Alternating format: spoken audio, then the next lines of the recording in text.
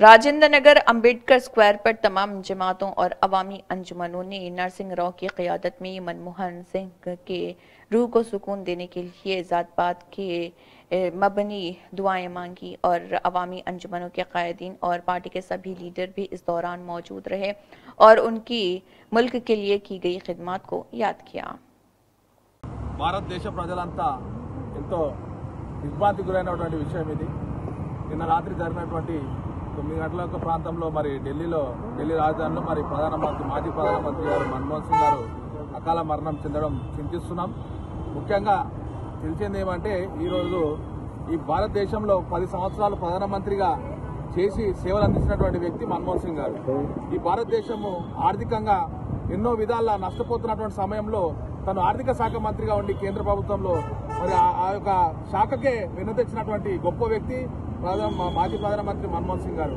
అట్లాగే భారతదేశంలో మరి ప్రపంచ దేశాలన్నింటిలో ఒక గుర్తింపు అనేది ఉండే మన భారతదేశానికి ఒక గుర్తింపు రావాలని చెప్పి ప్రతి పౌరుడికి ఒక గుర్తు ఉండాలని చెప్పి ఈరోజు ఆధార్ కార్డు ఒక ఐడెంటిటీని తీసుకొచ్చినటువంటి గొప్ప వ్యక్తి మరి మాజీ ప్రధాని మన మన్మోహన్ సింగ్ గారు।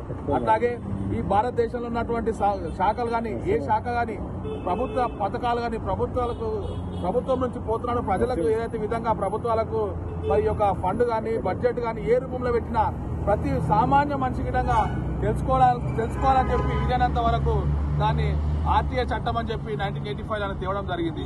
ఆ యొక్క చట్టాన్ని మరి తెచ్చినటువంటి గొప్ప వ్యక్తి మరి మన మాజీ ప్రధానమంత్రి మన్మోహన్ సింగ్ గారు।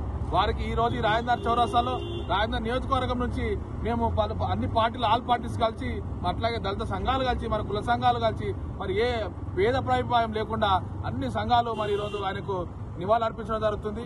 కావున ఈరోజు ఈ ప్రభుత్వము మరి కేంద్ర ప్రభుత్వం రాష్ట్ర ప్రభుత్వాలు తనకు 7 రోజుల వరకు సంతాప సభలు చేయడం నిర్ణయించింది। దానికి గొప్ప విషయంగా భావిస్తూ మరి ఈరోజు ఒక ప్రధాని చనిపోయిండు అని మాజీ ప్రధాని చనిపోయినాగానే కేంద్ర ప్రభుత్వం గిటంగా వెంటనే స్పందించి ఏ పార్టీలకు అతీతంగా ఈరోజు ఆయనను 7 రోజుల వరకు